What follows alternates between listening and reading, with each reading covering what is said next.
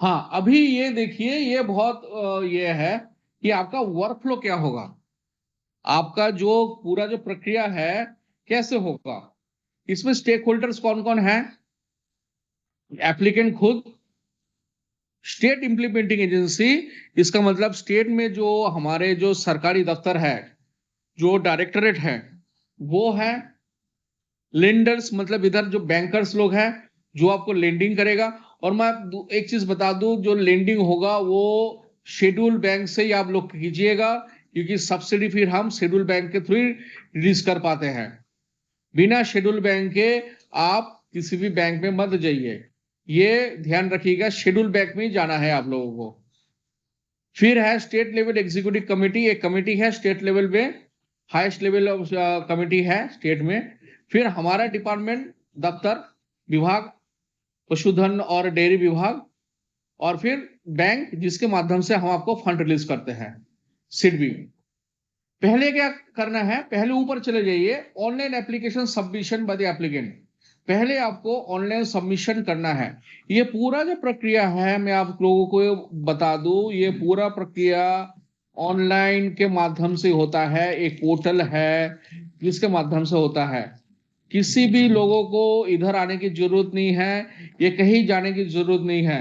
आपका जो भी होगा, आपका जो स्टेटस होगा तो आप ऑनलाइन चेक कर सकते हैं। और आप जो भी प्रक्रिया होगा वो सारे ऑनलाइन प्रक्रिया होगा। पूरा डॉक्यूमेंट आपको ऑनलाइन सबमिट करना होगा। आपको ऑनलाइन अगर कोई क्वेरी आएगा, क्वेरी भी ऑनलाइन सबमिट करना होगा। आपको कहीं जाने की जरूरत नहीं है। 100% स्वच्छता के लिए हम लोगों ने ऐसा सिस्टम बनाया हुआ है।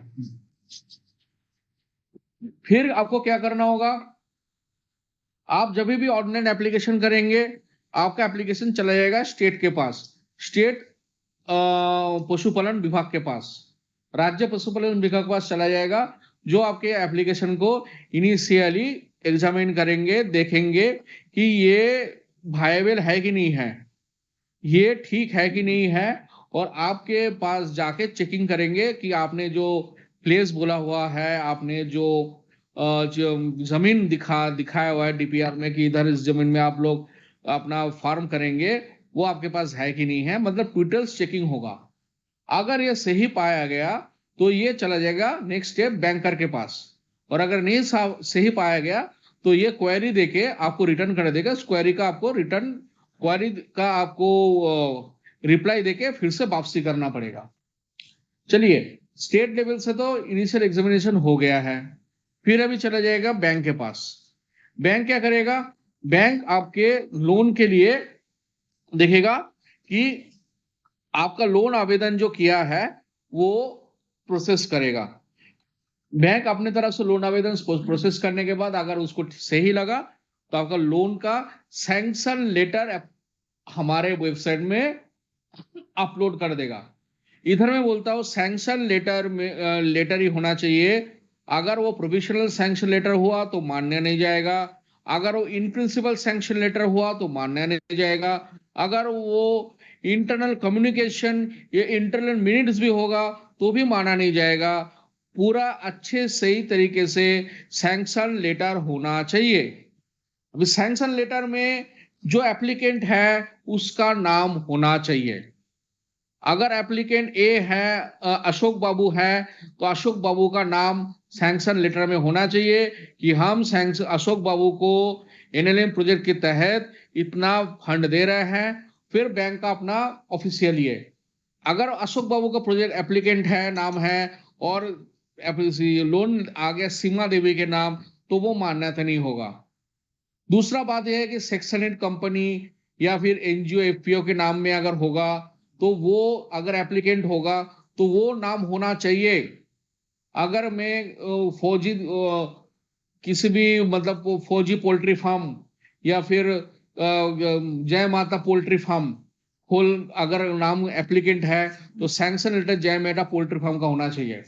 अगर मान के चाहिए प्रोमोटर का नाम पे एप्लीकेशन है, मान के शुभेंदु मंडल करके एप्लीकेंट है, और उधर सैंक्शन लेटर में लिखा हुआ है कि जय माता पोल्ट्री फार्म, तो वो नहीं चलेगा। जय माता पोल्ट्री फार्म प्रोपराइटर शुभेंदु मंडल ऐसा करके होना चाहिए। मतलब कहीं ना कहीं आपका एप्लीकेशन सैंक्शन लेटर में जो एप्लीकेशन के टाइम में जो डाला गया था वो उधर रिफ्लेक्ट होना चाहिए, दिखना चाहिए हम लोगों को, नहीं तो आप उसको मान्यता नहीं देते हैं। तो ये तो हो गया बैंक।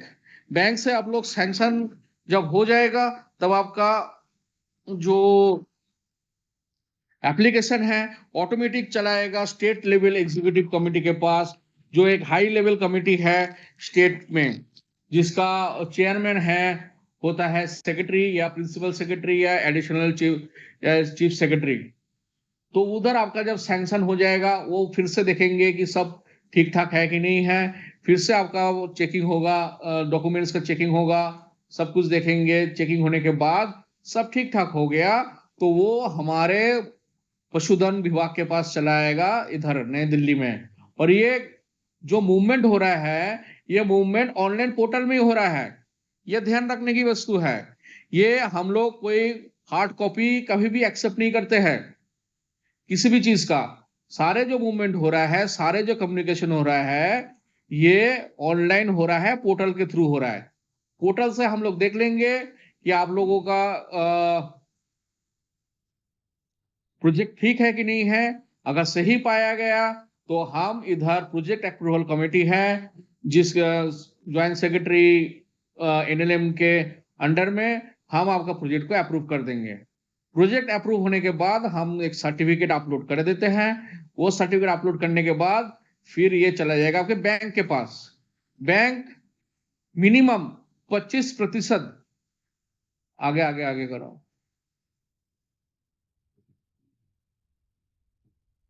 आगे आगे आगे 25% आपका फर्स्ट इंस्टॉलमेंट बैंक दे देगा। आप अपना 10% मार्जिन मनी लगा लोगे, काम शुरू कर दोगे कि हाँ थोड़ा जानवर ले आया, थोड़ा सा हम लोगों ने कंस्ट्रक्शन वर्क शुरू कर दिया, तो फिर आप अपने निकटतम स्टेट नोडल एजेंसी को आप बुलाओगे, वो आपके उधर आएगा, निरीक्षण करेगा। निरीक्षण करते हुए अगर वो ठीक ठाक पा गए आपके प्रोजेक्ट को तो हमारे इधर SIA1 माइलस्टोन सर्टिफिकेट अपलोड कर देगा। वो देखने के बाद ये चीज आ जाएगा ऑनलाइन हमारे SIDBI के पास, small industry development bank of India के पास। इधर फिर से आपका सारे पेपर चेक किए जाएंगे। अगर सही पाया गया तो कैपिटल सब्सिडी के 50% रकम आपको दिया जाएगा। अगर आपका कैपिटल सब्सिडी अप्रूव हुआ 44 लैक्स तो आपको 22 लाख रुपया मिल जाएगा।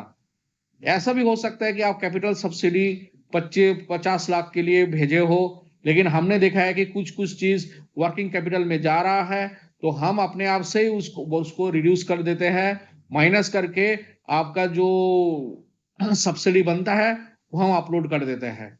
अभी जो हम अपलोड करते हैं अप्रूव करते हैं उसी का ही 50% आपको मिलेगा। ऐसा नहीं कि आपकी प्रोजेक्ट में जो लिखा है उसका 50% मिलेगा। तो अगर हमने 44 लाख अप्रूव किया है तो 22 लाख आपको मिल जाएगा।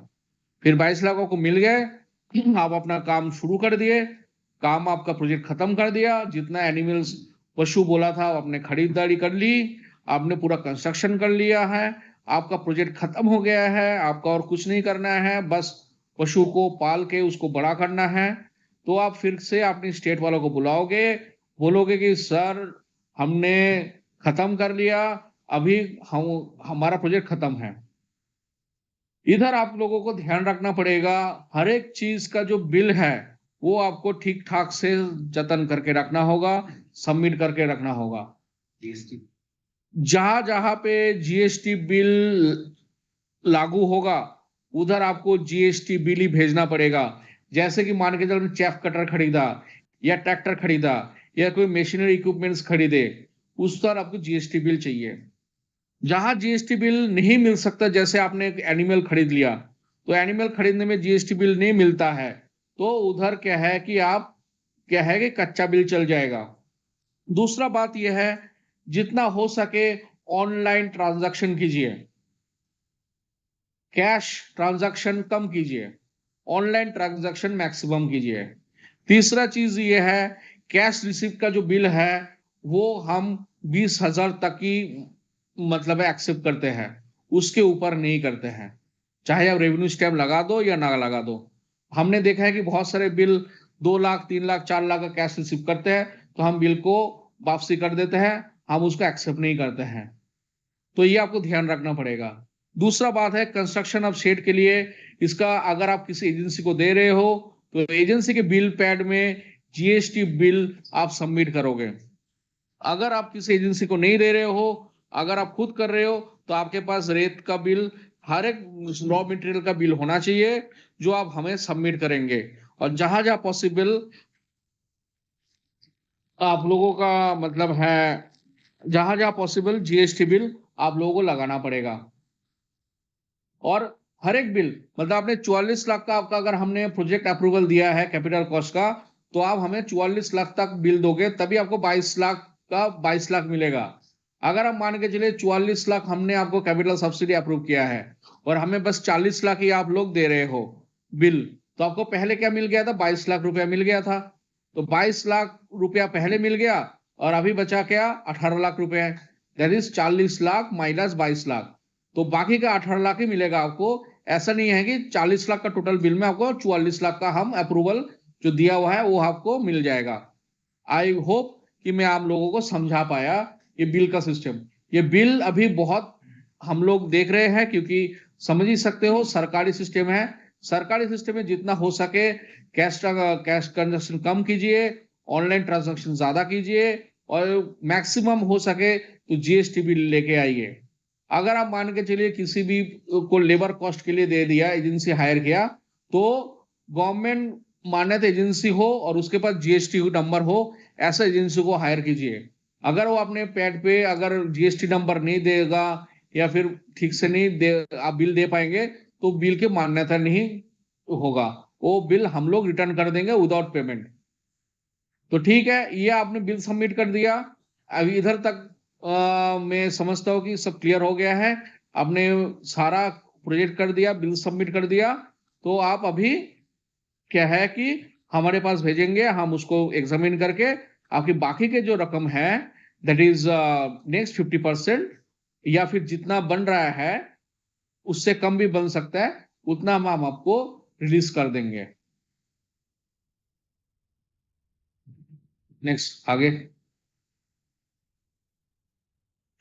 ये देखिए डिटेल एप्लीकेशन प्रोसीजर है, यही मैं आप लोगों को बता रहा था। ये डिटेल एप्लीकेशन प्रोसीजर है।